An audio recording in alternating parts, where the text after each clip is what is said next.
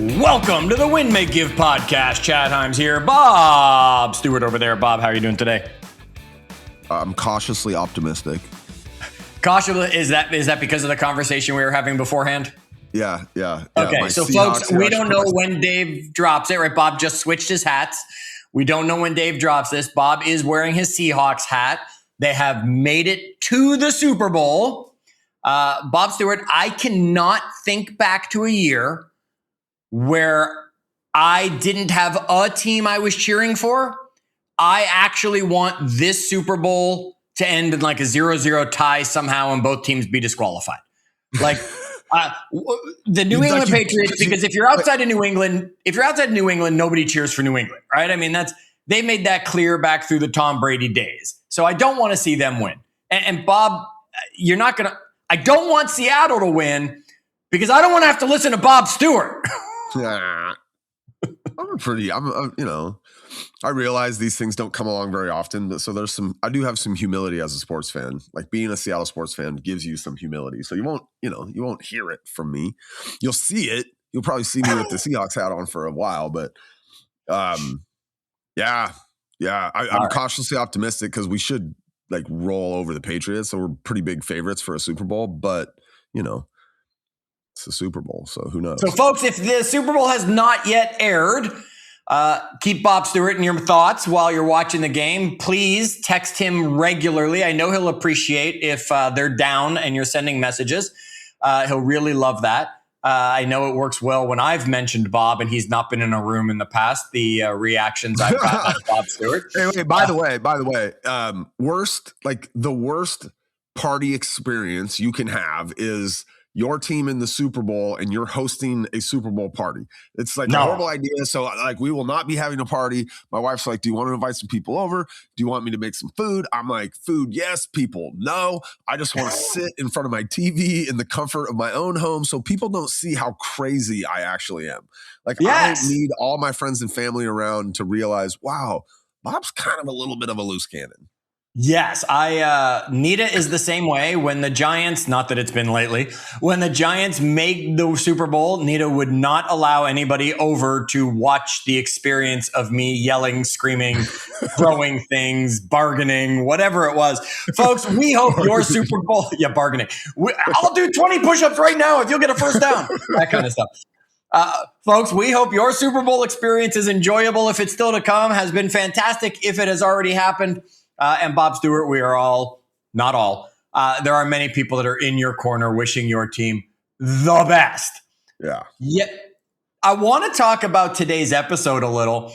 Bob and I plan the episodes in advance. We sit down, we do a little research, we do a little homework. We usually come up with a topic a good week in advance of recording so that we can both go do a little field work and be ready for it. Or one of us reads something and says, read this, here's the topic we're going to discuss. Today's topic is a little different, folks. Bob, do you want to recap the conversation that happened earlier today? Well, I think you said, hey, do you have something? And I said, no, you should have something. And then I said, I could look at the text here, something to the effect of maybe we should do an episode about when you've run out of ideas or something like that, Chad. Absolutely. So folks, this episode is absolutely for Bob and Chad. Yet we hope you'll get something from it because we did some last minute research and we will put, of course, the entrepreneurial spin upon it. We are going to talk today about sparking creativity when you feel stuck, because that was Bob and I over the text message blankly staring at each other to see who was going to blink first, because neither of us had done any research for a topic for today, because our creativity was stuck when we couldn't figure out what either of us wanted to talk about. Bob, I want you to know that it's actually a normal feeling to feel stuck, specifically in the creativity world. Yeah. That doesn't mean that we're not doing it right. It doesn't mean that like we're failing as a leader. It just means that probably we've been running a lot of the same kind of routines and mental models, Chad, and to the point where we've gotten maybe a little bit too efficient or too kind of locked in. And look, that's not a bad thing, by the way, No. right? It's not a bad thing, but it can. And what we see is sometimes it'll push you to these ceilings, right? Where you're like, man, I can't break through this ceiling. As a leader, our team's done the same thing for the last 2 years, or, as an individual, like, man, I can't get past 40 units a year, whatever it is. So it's not necessarily a bad thing, Chad, but it can kind of impede our ability to move through those next ceilings. Yeah, high performers are very good at narrowing their thinking. What do we talk about on Win, Make, Give? What do your leaders, whoever you are, wherever you are, what are your leaders telling you? They're talking about avoiding the shiny object syndrome, or calling it the squirrel effect, or whatever it is. We get really good at putting those blinders on and staying with a narrow thinking focus, because we have learned, Bob, that what millions are in the mundane, right? The success is in the repetitive activity. We hear it again and again from so many people in every industry that we almost put creativity out of our mind, and that leads us to being stuck when a little creativity would go a long way. Yeah. One thing I want to mention, Chad, before we dive in here too much on this and try to get people's kind of creative juices flowing, and sometimes this is not the answer. Sometimes sometimes you just need to let the thing that you're doing, that process, play out a little longer, Chad. Like some people in the middle of, they're doing the thing each day that they probably know they should be doing, but it's not happening fast enough. And so they think, instead of just continuing down that path of consistency, they think, I got to do something else. I got to get creative here. I got to add something in. So that's it. The answer is not always, well, get creative. Sometimes the answer is just stick to what you're doing that's been working. It just hasn't had enough time to compound yet. And so there's, you have to figure out, is that the case? Or have we been doing it? We're very efficient in what we're doing, but now we've hit a ceiling that kind of the model we're running doesn't allow us to break through. Now we have to get a little bit creative. But many of us don't need more creativity. We just need to do the thing that we know we should be doing and let it compound a little bit longer. So I just wanted to put that out there before we move on. 100%. I wouldn't even put it as a sometimes. It's you need to stick with what works. It works for a reason. It's been proven that it works for a reason. We're not looking for creativity's sake. Yet someone's going to say, oh, you should do a client appreciation event in many industries.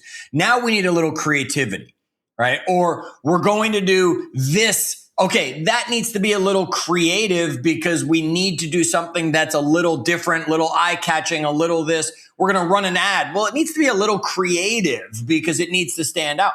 Yet you're right, Bob, and I'm so glad you brought it up right at the beginning.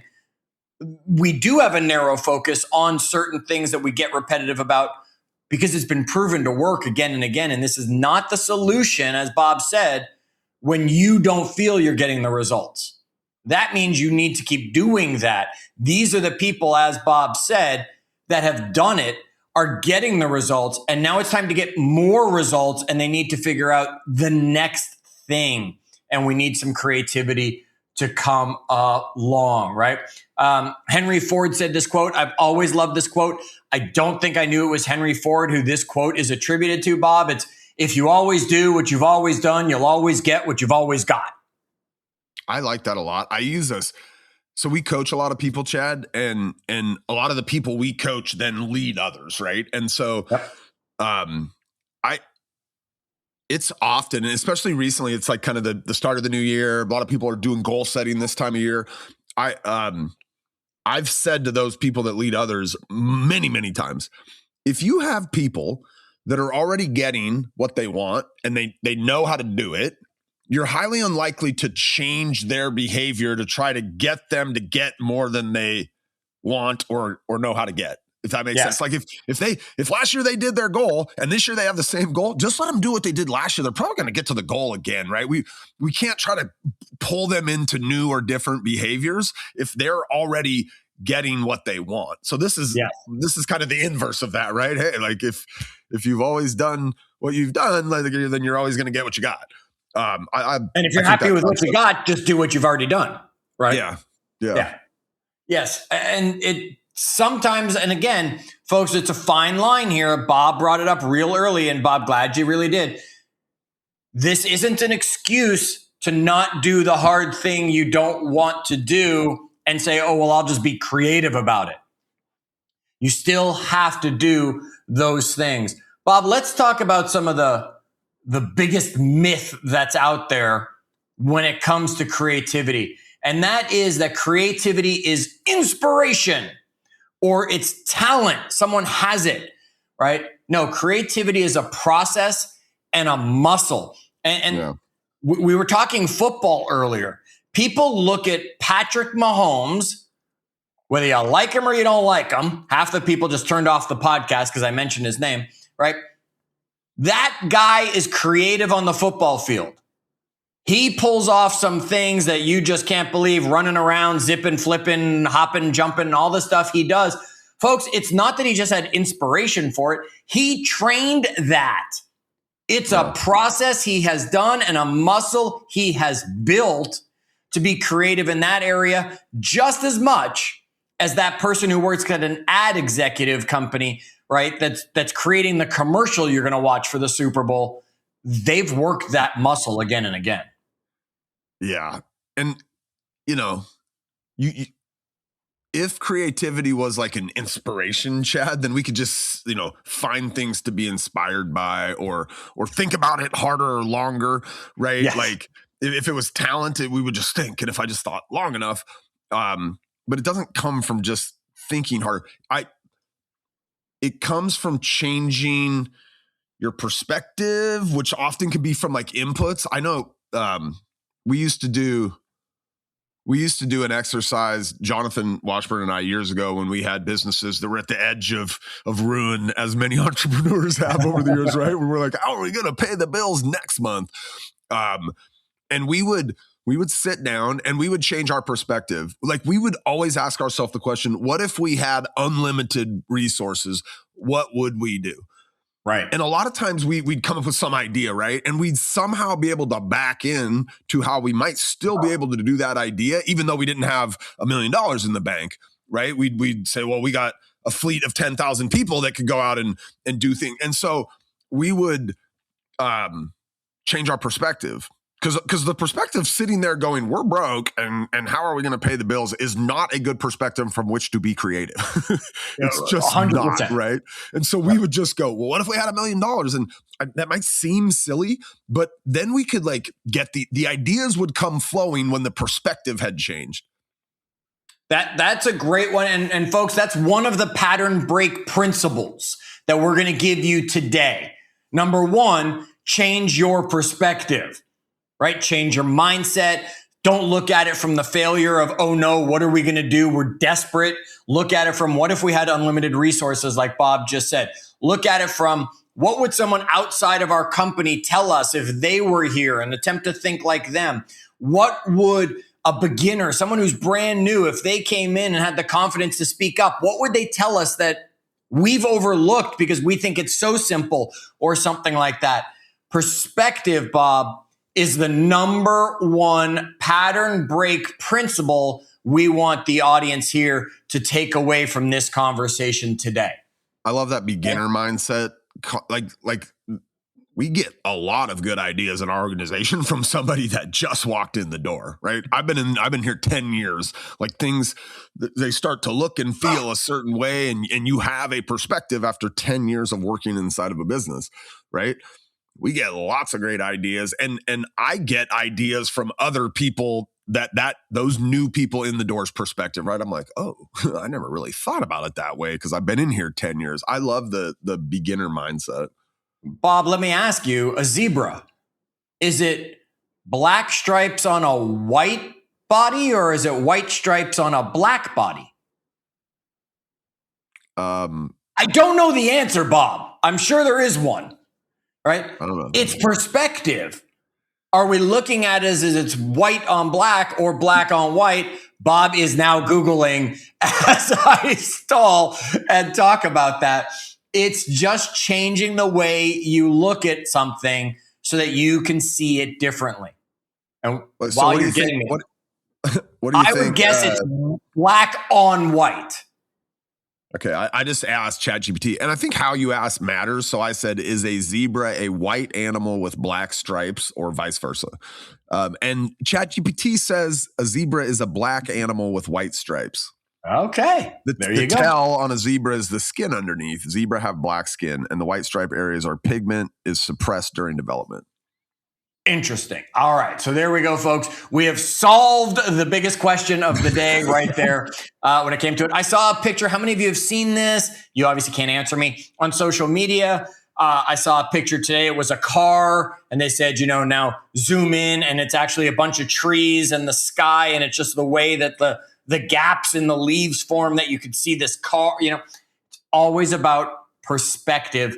That's number one. Wait, number two, this is so random. Have you because since you it brought was up random last week. Some of the things you brought up too, Bob. Have you seen the deluxe cheeseburger image that if you squint your eyes looks like Steve Harvey? No, I have not seen that one. Go find it. It is fascinating. It's just a cheeseburger if you're just looking at it, but when you squint your eyes at that cheeseburger, it totally turns into Steve Harvey. It's unbelievable. Anyway, sorry. Okay, there's the internet's full of the internet Bob. is undefeated. Yes, and there's a potato that looks like Lincoln or whatever also out there. Okay, number 2 on this list is the environment. Literally change your environment if you want a pattern break. And I will tell you, Bob, no one was better at this than Ben. I don't know how many meetings Ben and I had way back when that the meeting happened on a walk, right? We went on a walk somewhere and literally changed the environment, which brought new inputs in because all of a sudden we went from an office into I don't want to say it's a forest, but into a park and a trail and all of that. It completely changed our thinking and allowed questions to land differently. So folks, maybe it's, if the meeting's always in your office, have it in someone else's office. Go for a walk, have that meeting over lunch, change your environment as number 2 on our pattern break principles to help you figure out how to get creativity sparking Chad, and that firing. I think the super easy like oh yeah, clearly this works kind of example here is some of the most creative people out there, artists. Yep. Will do this all the time. Like I think of my stepdad Grant. He loves to watercolor. He's really good at it, and it's not uncommon that you'll see him out on his deck. Like he's got a studio in his house, right? But it's not uncommon for you to see him out on his deck because he's like being inspired. They live on a lake, and there's beautiful sunsets. And authors do this all the time, right? You hear like John Steinbeck wrote one of his most famous books. He was stuck, and so he like moved down to Monterey, California, the Cannery Row area to get inspired to write the book Cannery Row. And so this happens all the time with artists, right? Painters. That's a great point. Authors. Yeah, think about it, folks. Sometimes don't we feel everything's always different when we rearrange our office? Yeah. You ever just done that, Bob? Like when I was a kid, I remember, I'm going to put my bed on the wall here. Oh, no, I'm going to rearrange my whole room and put my bed on the wall there. And the whole room had a completely different feel. And you think about things differently. So number 2 on the list is environment. Bob, number 3 on the list is? Inputs. What are you listening to? What podcast is it? What book is it? I'll kind of add this one in here, Chad, but it's like, who are you looking to for inspiration? Those are the inputs, right? And so we've done this a lot over our career. It's very common to look to things similar to you, right? in our world, Chad, I'm a real estate team, and I go look and find another team that's bigger and has done it, at a higher level than me, and I become inspired by them. I think that's really smart. But we would purposely try to look outside of our industry. Like when we were early on in the Active Rain days, the whole point concept that really was the spark that kind of drove tons of engagement and a lot of value in the company. That didn't come from real estate. There was nobody else at that time like gamifying real estate. You know what it came from? It came from I don't even remember what. They're gone now. What was the place where you used to check in? Foursquare. Foursquare. That's kind of where the idea sparked from. We were like, oh, look at this. Like all these people are doing all this crazy stuff to get a badge or to get some points or whatever. And we had Active Rain for a little while before the points came along. And so it was looking outside of our industry to find ideas or what was working in other places. You can't talk Active Rain points without me thinking of John Novak. Right? I mean, I don't know where he is today. John, if you're out there listening to Win, Make, Give, here's a shout out to John Novak. I don't know what he's doing with his life. Nobody would come in and I got more points. I got more points. I got more points than John. I won the contest this week because I got more points. Yeah, you're right, Bob. We have to change our input because it'll give us different ideas. When we read the same author again and again, if you just keep reading Tony Robbins, or you just keep reading John Maxwell, or you just keep reading Dave Ramsey, or you're going to get the same thought pattern again and again in all of their books. You're going to get the same lesson. What about listening to somebody different, like Bob is saying? What about listening to somebody from the outside? What about listening to a different podcast? Don't leave Win, Make, Give. We're not saying that. Maybe you need to throw in an episode of something else from the Win, Make, Give world and catch a different perspective on a certain topic. That's a great look. I think one of the things we do inside the podcast, we bring you guys different voices. You don't always have to hear Chad and I, right? After we get done with this, we're going to go record an interview, Chad. We do those every other episode, every third episode, are us bringing a new voice to you guys to hopefully give you a different perspective, a different input. Absolutely. Okay. And then Bob, the fourth one on the pattern break principle is constraint, right? Because creativity actually thrives when we limit ourselves. When we have this big giant, well, anything's fair game, we start getting into challenges, put some walls around it and some boundaries around it and say, like, if we couldn't do this, what would we be doing? Right? And it starts to open up different path of thinking.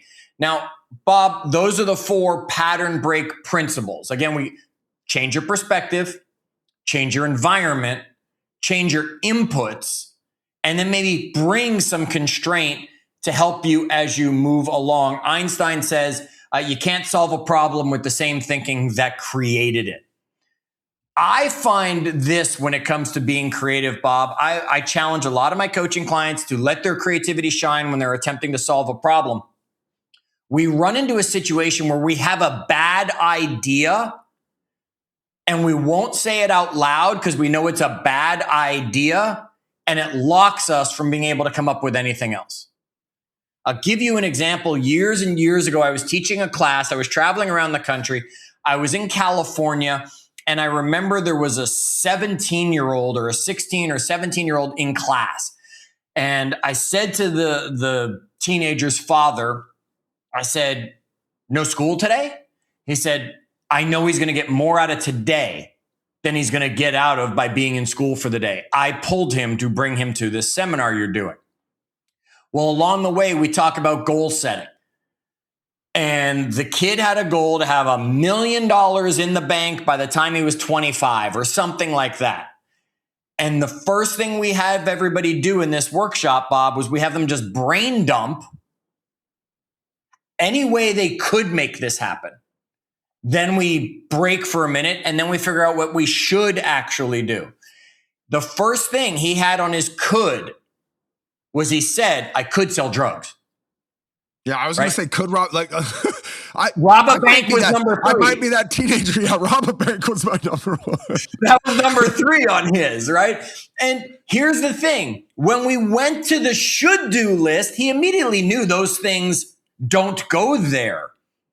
Yet if he didn't get them out of his head while being creative, he would have just been stuck on rob the bank, sell the drugs, rob the bank, sell the drugs. And he never would have gotten on to some of the ideas which ended up helping him start a business of his own at that age. Folks, be careful, right? When it comes to it, it's not in one of our core pattern break principles we just talked about, yet sometimes we have to just say the bad idea or brain dump and write down the bad idea to get it out of the way. It will unlock creativity. Often you're just clogged at the drain because you're not letting it flow. Chad, is one of these, like of those four that we talked about, perspective, environment, input, and constraint, is there one that you think is maybe the hardest and one that you think is maybe the easiest? Personally, I'm going to say that environment is the easiest. Bob, literally get up and move, right? Environment was easy. Go for a walk, get in your car and work for a while. Go work in your, on your living room table instead of your home office, whatever. That's so easy to do and will spark change and creativity. I think the hardest one to do was the first one we threw at everybody personally, which is changing your perspective, because we are so set in our ways that I don't care what you just told me, Bob, zebras are white with black stripes. Right. Yeah. And that's what I'm going to always think, because my perspective says that until I'm willing to change it. And it's only when someone proves it differently that I will change it. You've now proven to me the whole zebra concept. I'm ready to change that one. Should we believe ChatGPT? Like, that's the real question. That's a whole other episode we'll do for Win Make Give. Do you agree with my easy and my hard, or did you think something different for yourself when you asked the question? I think that's exactly where I would land. Yeah.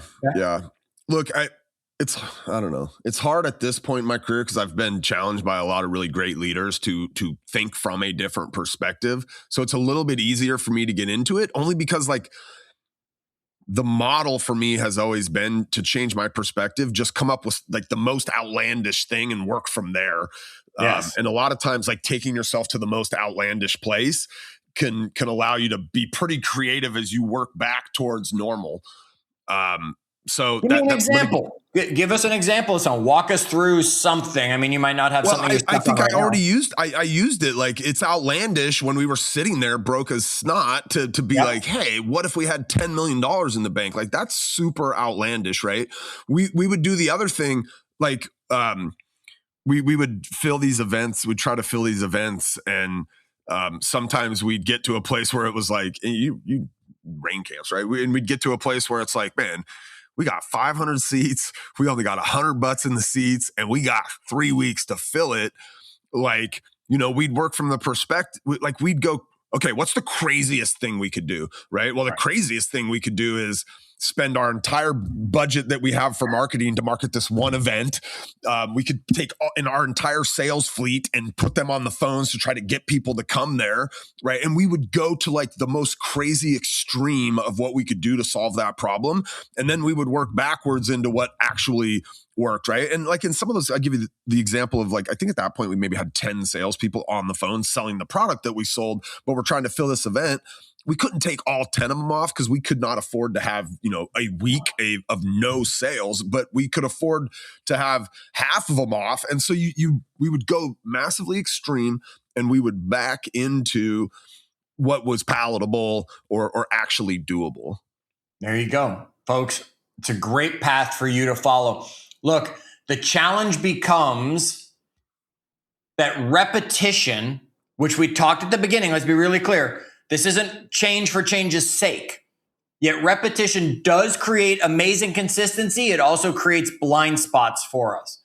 Okay? Familiar success can become an invisible risk because we are missing things because we don't allow for creative moments to come across. Sometimes we have to step out.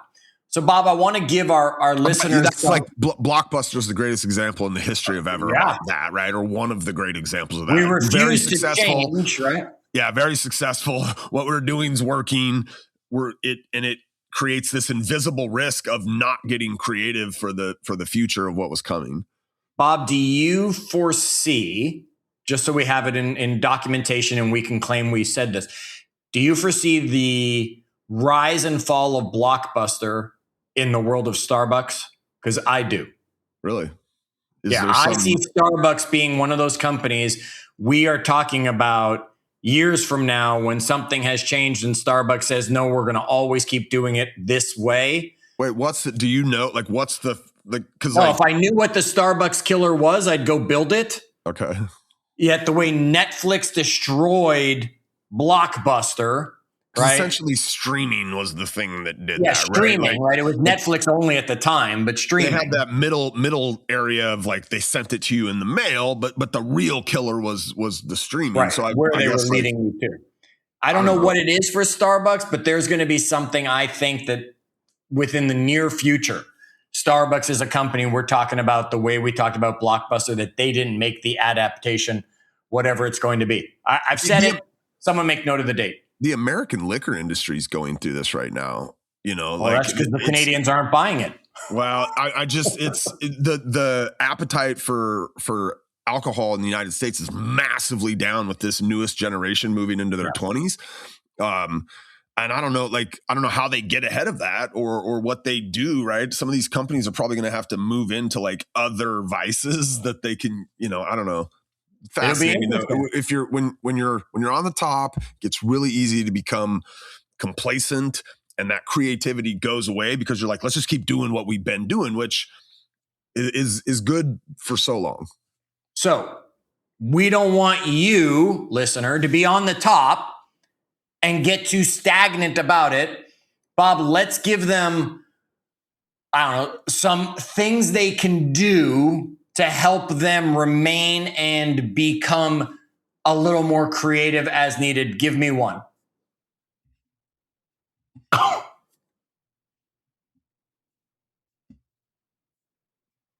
right, I'll give one while Bob's thinking about one.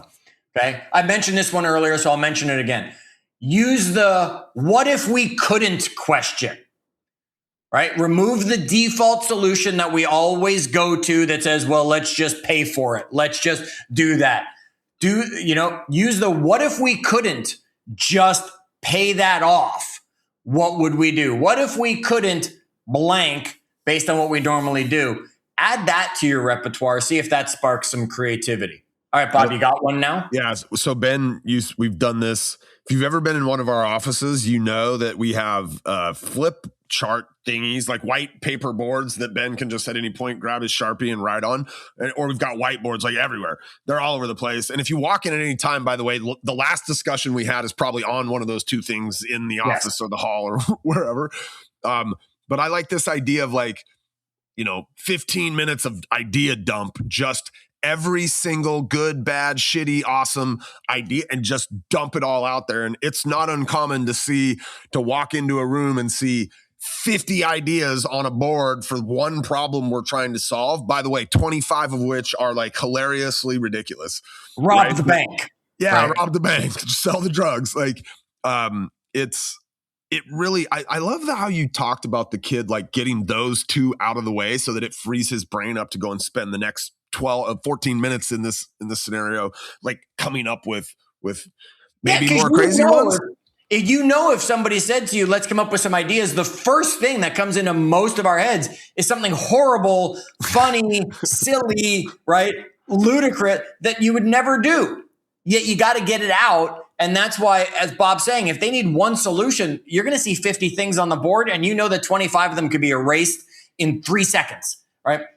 Yet that is a great one. The 15-minute brain dump, no execution. Don't go do anything. Don't judge anything. Just get all the answers out. I think that's a great one, Bob. I'll give you another one, another question that we can add, which is what would a beginner do? Right? Yeah. Or what would an outsider do? Or what would our client do in our place? Right? Ask the question from someone else's perspective to force that perspective change upon yourself and see what creative ideas you come up with. Or you could even ask somebody else. Like you can try to be the beginner. By the way, if you do that, don't do it like I do with my wife, where I ask her to help me with something and then I argue with her about why her way of thinking about it is not the right way. That's not the good approach to do, right? I'm like, honey, can you look at this from a different perspective? And then when she gives me one, I'm like, but what about my perspective? Yeah, don't do that. No, yeah. Do not become confrontational. Bob, you got anything else that we can give them as a tip before we wrap this one? I mean, I like question mode, Chad. Like, I think at the core of what we did when we sat down and said, what if we had $1 million? Is these are just different questions. Who are we missing right now to get, like, when we were trying to fill those butts and seats, we would ask the who question all the time. Like, who could help us do this? Right. That's how you and I met. Yeah, 100%. Right. Like Terry Brinkus could help us because she's got influence on 300 people in Las Vegas. And right. So who, what, right. I love question mode. Just get down, right? Instead of trying to, answer the question, write 10 questions about the problem that will help you look at it from a different perspective. Maybe you do that, by the way, while you're walking out in the park, Chad. Like, these things all kind of come together to potentially spring more creativity in your brain. Love it. Love it. Bob, I feel more creative already. I'm going to go plan next week's episode while all this is sparking here, and we'll fight over whose episode we record next week. Folks, here's the thing. If you are creative enough about an idea you want to hear Bob and Chad debate, talk about, dive into deeper on a Win, Make, Give episode, post it in our Win, Make, Give Facebook group. Message Bob, message me, text us, email us. Our information's out there. It's so easy to get a hold of us. If you're not, it's because you don't want to. So if you have an idea that you want Bob and I to attack, be creative about how you reach out to us and send us a message. We'll make your topic our next topic. You just said something like, I feel like we should have an episode where like we debate like 5 things we disagree on. I don't know what those are, by the way, but over the years we could probably run an AI over all of our episodes we've ever done and have it be like, what are 5 times Bob and Chad totally disagreed on something, and then we could like debate it out. What do you think? Intriguing.